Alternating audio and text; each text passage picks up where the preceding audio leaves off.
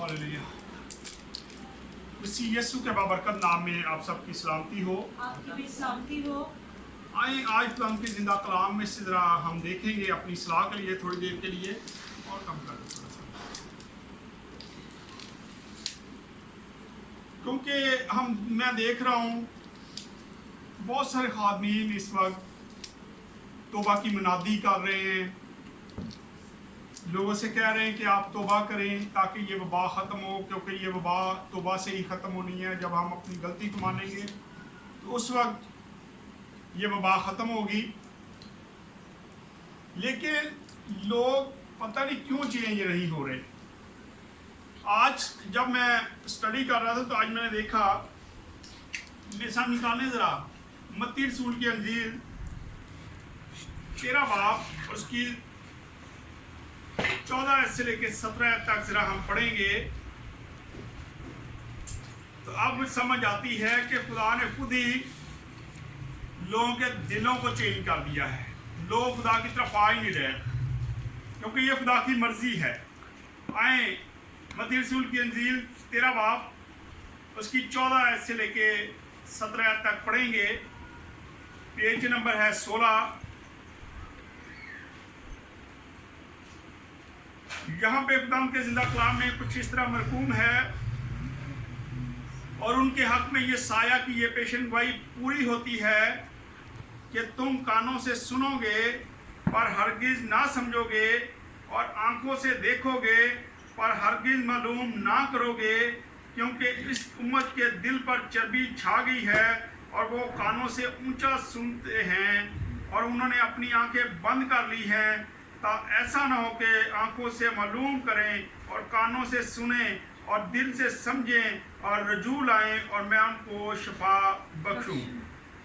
लेकिन मुबारक है तुम्हारी आंखें इसलिए कि वो देखती हैं और तुम्हारे कान इसलिए कि वो सुनते हैं, क्योंकि मैं तुमसे सच कहता हूँ बहुत से नबियों रास्तबाजों की आरजू थी कि जो कुछ तुम देखते हो देखें मगर ना देखा, और जब जो बातें तुम सुनते हो ना सुनी मगर ना सुनी।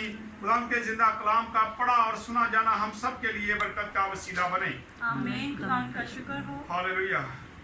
यहाँ हम देखते हैं खुदा यीशु मसीह अपने शागिर्दों से बात करता है और उनको बता रहा है कि ये जो उम्मत है, यशायाह नबी ने एक पेशन गोई की थी, अभी हम उसको भी देखेंगे।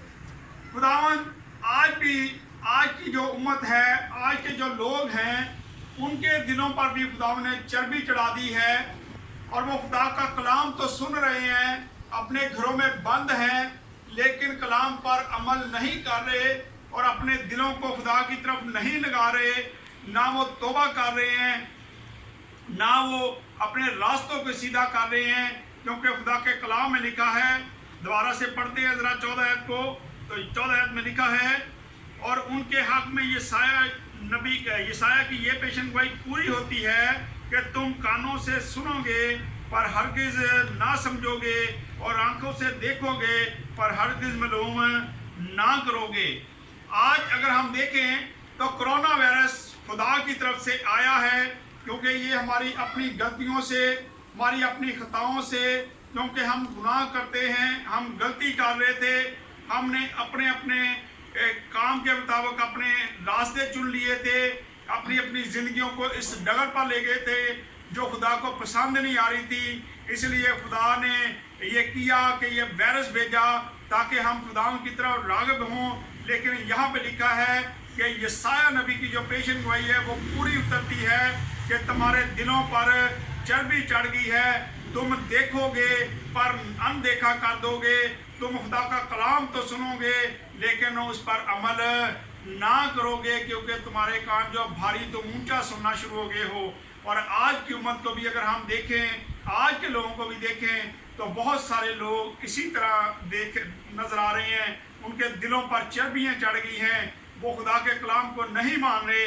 अब भी जब लोग कई बार मुझे मिलते हैं तो पूछते हैं जी ये कब ख़त्म होगा, कब ये ख़त्म होने वाला है, हुकूमत क्या कर रही है। ये हुकूमत से नहीं जाना, बल्कि ये उसी वक्त जाना है जब तमाम ईमानदार जो हैं वो अपने गुनाहों का इकरार करेंगे, तौबा करेंगे तो उस वक्त ये वायरस इस दुनिया से जाएगा। और अगर हम यशाया 6 बाब और उसकी ज़रा 9 आयत को देख लेते हैं, जहाँ ये पेशेंट गोई पहले से हो चुकी थी, पहले हम उसको देख लेते हैं और फिर वापस इसी जगह पे मत्ती की अंजील में आएंगे। यशाया 6 बाब और उसके हम 9 और 10 आयत को पढ़ देते हैं। यहाँ पे लिखा है, पेज नंबर है 724, के जिंदा कलाम में यहाँ पे यूं लिखा है, और उसने फरमाया, जाओ उन लोगों से कह के तुम सुना करो पर समझो नहीं, तुम देखा करो पर ना बूझो नहीं। तुम इन लोगों के दिलों को चरपा दे और उनके कानों को भारी कर और उनकी आंखें बंद कर दे, ता ना हो कि वे अपनी आंखों से देखें और अपने कानों से सुने और अपने दिलों से समझ लें और बाज आएं और शफा पाएं। अब हम देखते हैं कि खुदा शफा देना नहीं चाह रहा, क्योंकि खुदा ने खुद दिलों को सख्त कर दिया है।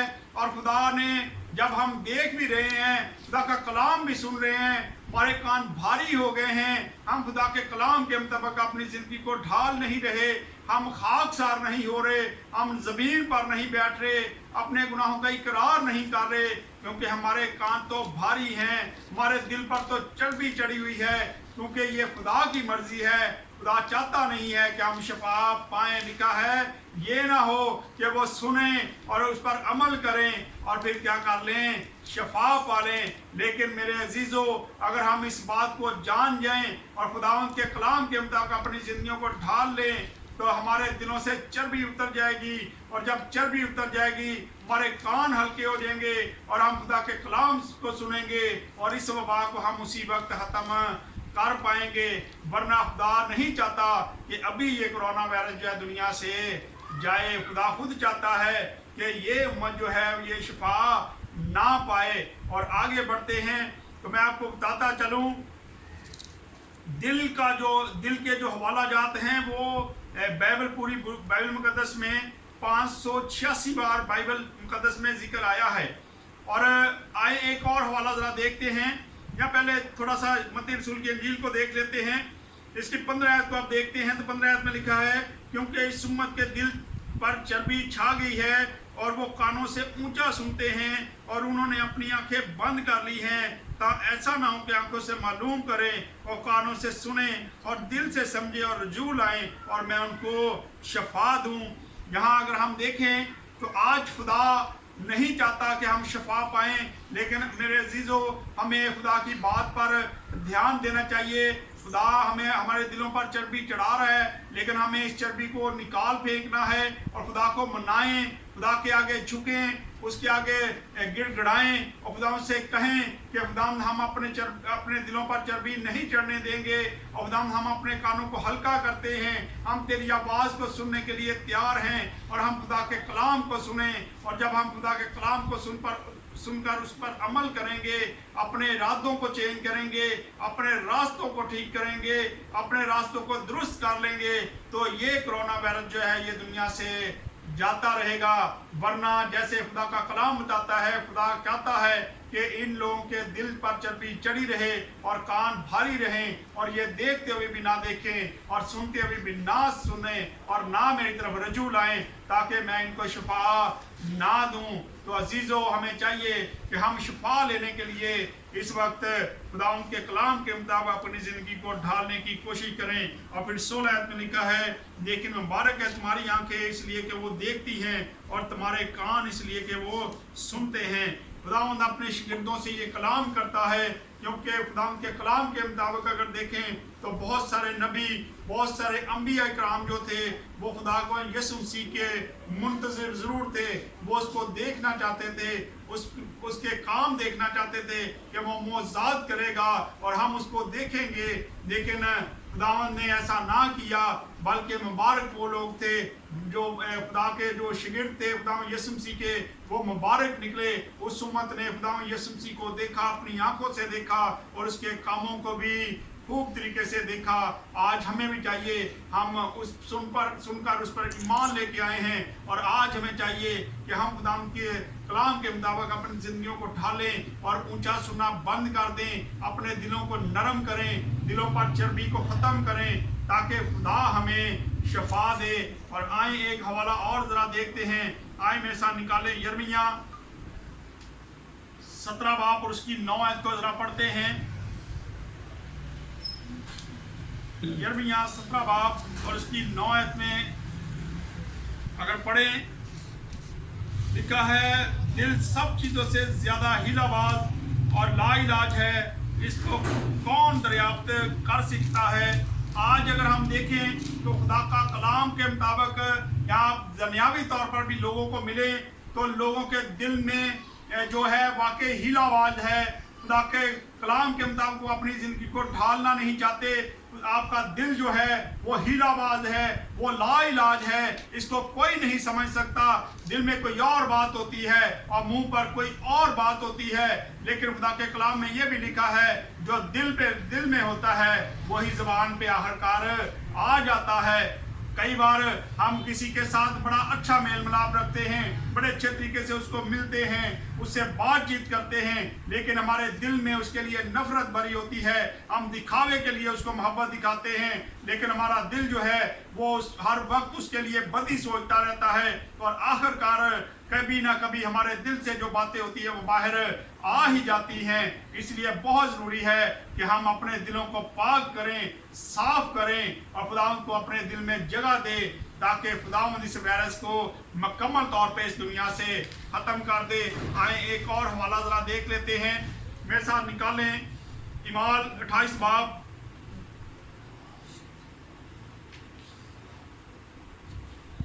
इमाल 28 बाब और उसकी 27 और 28 आयत को जरा पढ़ेंगे। यहां पर भी यही हवाला है और आज की उम्मत के बारे में है।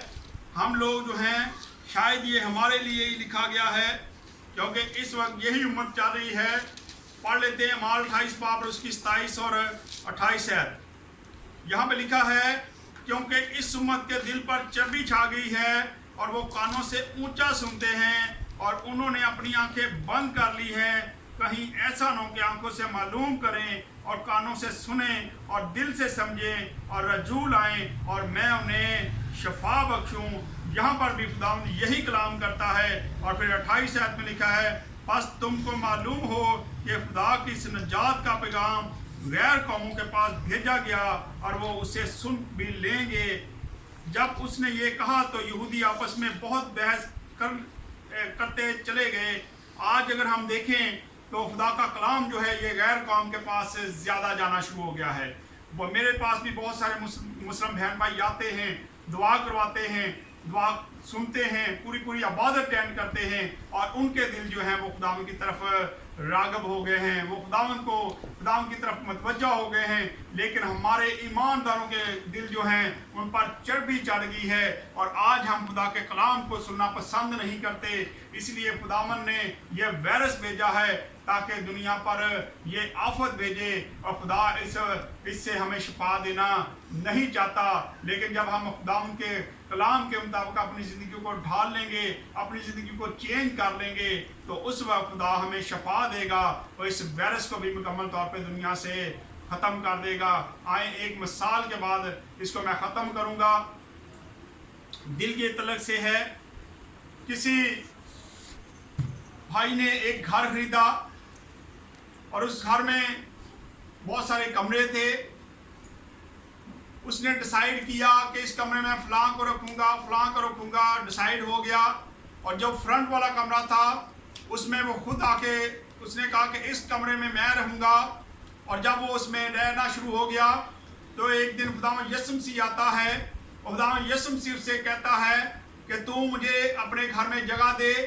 और वो शख्स जो है वो उसको कहता ठीक है आ जाओ, लेकिन पीछे वाला जो कमरा है वो मैं तुम्हें दूंगा। और वो पीछे वाले कमरे में चले जाता है। यीशु मसीह उस पीछे वाले कमरे में रहता है और वो शख्स जो है वो फ्रंट वाले कमरे में रहता है। और जब रात होती है तो रात को अबलीस वहाँ पे आ जाता है और वो उस बंदे जब दरवाज़ा नॉक करता है और जब दरवाज़ा नॉक होता है तो जब वो शख्स दरवाज़ा खोलता है तो अबलीस उसे पकड़ता है, उसे मारता है, उसे उसके कपड़े फाड़ देता है। वो यीशु को पुकारता है लेकिन यीशु उसकी आवाज़ नहीं सुनता और जब अबलीस चला जाता है तो वो जाके यीशु से गिला करता है कि मैंने तुझे अपने घर में जगह दी है, मैंने तुझे अपने घर में रखा हुआ है, लेकिन जब अबलीस आके मुझे मार के गया है तो तूने मेरी आवाज़ नहीं सुनी, तूने मुझे नहीं बचाया।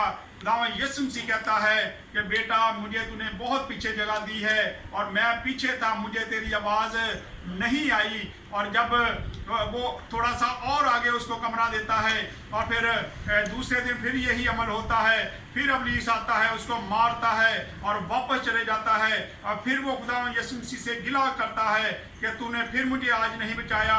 खुदावन यीशु मसीह कहता है कि तूने मुझे गलत जगह पे रखा हुआ है, इसलिए जब अबलीस आता है तो मुझे तेरी आवाज़ नहीं आती, मुझे तेरा कोई पता नहीं चलता, ना मुझे पता चलता कि अबलीस आया है। और फिर वो शख्स एक दिन आके खुदावन यीशु मसीह को कहता है कि फ्रंट वाले कमरे में आप रहो और मैं पीछे वाले कमरे में चले जाऊंगा। और जब खुदावन यीशु मसीह फ्रंट वाले कमरे में आ जाता है तो रात को जब अबलीस आता है तो जब दरवाज़ा खोला जाता है तो अबलीस की जान निकल जाती है और अबलीस वहाँ से भागता है। आज हमने खुदावन यीशु मसीह को कौन से कमरे में जगह दी है? हमारे दिल में जो जगह है हम उसको फ्रंट पे रखते हैं या खुदावन यीशु मसीह को हमने बैक साइड पे कहीं रखा है तो फिर हम गिले करते हैं। मैं बहुत सारे ईमानदारों को जानता हूं जो मेरे पास आते हैं कि जी हम दुआ भी करते हैं, हम रोज़े भी रखते हैं, हम देगियाँ भी देते हैं, हम हदिया जात भी देते हैं, लेकिन उसके बावजूद अबलीस हमारा पीछा नहीं छोड़ता। मेरे भाई मेरी बहन, कभी आपने ये गौर किया है, कभी आपने ये इस बात को नोट किया है कि आपने खुदावन यीशु मसीह को कमरा कौन सा दे रखा है? क्या आप उसको फ्रंट पे रखते हैं या कहीं पीछे कोने में कोई जगह हम देते हैं? हम अक्सर ही जो लोग हैं हम खुदावन यीशु मसीह को वो कमरा देते हैं जो बिल्कुल ख़राब होता है, जो जहाँ पे कोई किसी का आना जाना नहीं होता, और हम खुदावन यीशु मसीह को फ्रंट पे नहीं रखते। और जब हम खुदावन यीशु मसीह को फ्रंट पे नहीं रखते तो हम पे मुश्किलात आती हैं, हम पे परेशानी आती हैं। और अगर हम खुदावन यीशु मसीह को पहला दर्जा दें, उसको फ्रंट पे रखें, तो उस वक्त अबलीस हमारे पास नहीं आ सकता, ना ये कोरोना वायरस हमारे पास आ सकता है। इसलिए बहुत ज़रूरी है कि आज हम अपने दिलों को खोल दें और खुदावन यीशु को कहें कि तू हमारे दिलों में आ और हमारा फ्रंट जो है वो खुदावन यीशु मसीह तू ले ले, ताकि जब अबलीस आए, यहाँ पे कोई बीमारी आए, तो उस वक्त बीमारी खुदावन यीशु मसीह को देख के भाग जाए।